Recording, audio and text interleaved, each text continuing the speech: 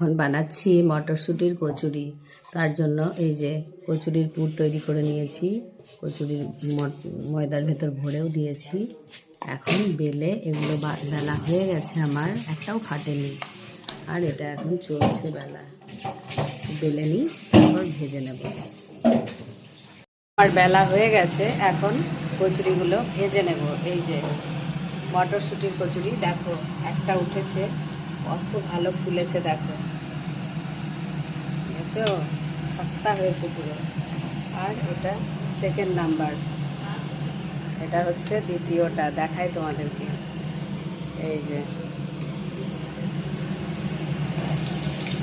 এটা দ্বিতীয়টা ভাজা হচ্ছে। প্রথমটা সবথেকে সুন্দর হলো, দ্বিতীয়টা অত ভালো হয়নি, হচ্ছে মোটামুটি, খারাপ না।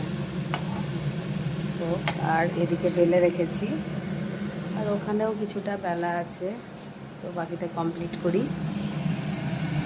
তো কমপ্লিট করে দেখাচ্ছি আবার। তো দেখো কত সুন্দর হয়েছে আমার মটরশুঁটির কচুরি, দেখলেই খেতে ইচ্ছে করবে।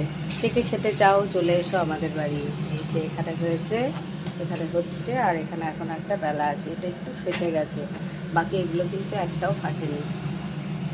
খুব সুন্দর হয়েছে, নিজে করছি।